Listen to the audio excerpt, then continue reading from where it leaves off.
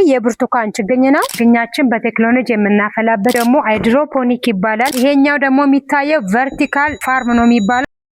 ሰላም የግሪን አፍሪካ ቤተሰቦች፣ ዛሬ እንግዲህ በዛሬ ቪዲዮአችን ወለታ ያለውን ፋርማችንን የማስጎበኛችሁ ይሆናል። ቻናላችንም አዲስ ስለሆነ ሰብስክራይብ እያደረጋችሁ ተከታተሉ። እዚህ ጋር የምትመለከቱት ችግኝ እንግዲህ የብርቱካን ችግኝ ነው። ቫራይቲው ደግሞ ስዊት ኦሬንጅ ይባላል። ይሄ ችግኝ ከተዳቀለ 3ኛ ወሩን ጨርሶ ወደ 4ኛ ወሩ እየሄደ ነው። ኦልሬዲ እንግዲህ ይሄ ለመሸጥ የደረሰ ችግኝ ነው ማለት ነው።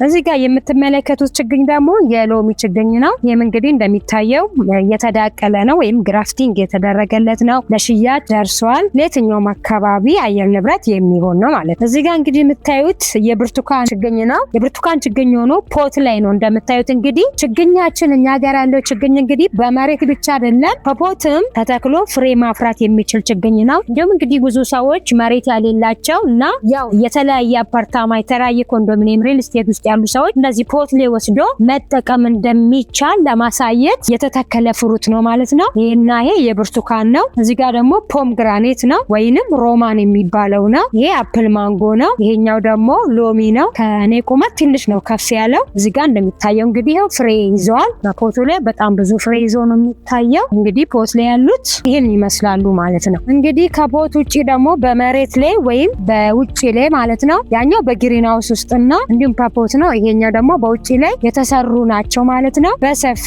በኢንቨስትመንት መሬትም እየወሰዳችሁ ይሁን የራሳችሁ መሬትም ደግሞ ካላችሁ ግቢ ውስጥም ይሁን በሰፊ እርሻ መሬት ላይ ደግሞ እንደዚህ እየተከላችሁ እንዲመጠቀም ትችላላችሁ። በጣም ይሄው ብዙ አፍርቶ ከብዶት ይሄው እንጨት እያስደገፍንበት እንዲመርት ላይ እየተራገፈ ነው። ብርቱካኖችን እንዲህ በአጭር ጊዜና በአጭር ቁመቶች እንግዲህ ይሄንን ይመስላሉ። በሌላኛው ቪዲዮአችን ደግሞ እንዴት እንደሚተከል እንዴት እንደምትንከባከቡ እንዴት ኮምፖስት እንደምትሰጡ ደግሞ የምንነግራችሁ ይሆናል። ተከታተሉ።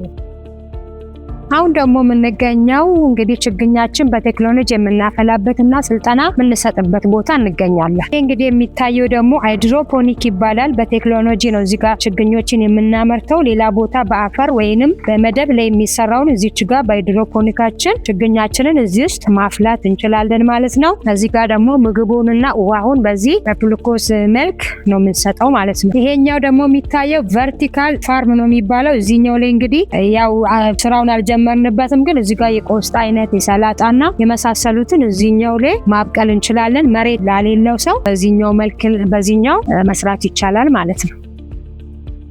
እንግዲህ እዚህ ጋር የምታዩት ወንበሮች ለሚሰነጥኑት ከስተመሮቻችን የተዘጋጀ ነው። እዚህ ቦታ ደግሞ መጥቶ የሚሰነጥኑት የስልጠና አይነት አሁን ለምሳሌ አንድ ሰው ወደ ችግኝ ስራ ለመግባት ራሱ ምን ያስፈልጓል የሚለው ነው። ወደ ስራ ከገቡ በኋላ ደግሞ ካፈሉና ግራፍቲንጉ ከተሰራ ወይንም ከኛ ችግኙን ገዝቶ ኢንቨስተር የሚሆኑ የተለያየ ፋርም ላላቸው መሬት ላላቸውና በሬት ላይ ኢንቨስት ማድረግ ለሚፈልጉ ሰዎች የጉድጓድ አቆፋፈሩ እንዴት ነው ጉድጓድ የሚቆፈረው? አንድ ችግኝ ከተቆፈረ በኋላ እንዴት ነው የሚተከለው? ከተተከለ በኋላ ደግሞ ለእንክብካቤው ያ ችግኝ ፍሬ እንዲያፈራ ያ ፍሬም ደግሞ አሪፍ ምርት እንዲሰጠን ምን ማድረግ አለበት የሚለውን ነገር ከዛኛው ይለት የተለያየ መልሶችና የተለያየ ስልጠና አለው። ከዛ በኋላ ደግሞ ቢታመምት እንዴት ነው ችግኞቻችንን ማከብ የምንችለው? በዘመናዊ ነው በባህላዊ ነው? እንዴት ነው ማከብ የምንችለው? እንዴት ነው መንከባከብ የምንችለው? ከተንከባከብንና ፍሬ ካፈራልን በኋላ ደግሞ ያንን ፍሬ ራሱ የት ቦታ ነው መሸጥ የምንችለው? የት ቦታ ብንሸጥ ነው ተርፋማ የምንሆነው? ለሀገር ነው ከሀገር ውጭ ነው የሚለውንም ነገሮች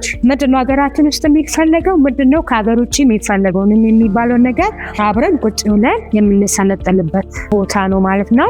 ያ ስልጠና እንግዲህ ሁሌ አይደለም የሚኖረው፣ ብዙ ሰዎች ይመዘገባሉ። ከተመዘገቡ በኋላ ግን እኛ ታይማችንን አሬንጅ አድርገን በሚመቸንና አስተማሪዎቻችን በሚመቻቸው ሰዓት እየመጡ መሰልጠን ይችላሉ ማለት ነው። እንግዲህ በግሪን አፍሪካ ፋርም የምታገኙ አገልግሎቶች ይመስላሉ። እንግዲህ ፋርም ሳይቶቻችን የሚገኙት ወለታ፣ አሸዋ ሜዳና አዳማ ነው። ቢሮአችን ቦሌ መድኃኔዓለም አለምነሽ ፕላዛ 5ኛ ላይ እንገኛለን። እንግዲህ በአካልም ይሁን ቁጭ ብለን አብረን እንመካከር የምትሉ ሰዎችም እንዲሁም ደግሞ ፋርማችንን መጎብኘት የምትፈልጉ ሰዎች ካላችሁ ኦርደር እያያዛችሁ ኮንታክት እያደረጋችሁን እንግዲህ ተገናኝተንም ይሁን ፋርማችንንም መጎብኘት ትችላላችሁ።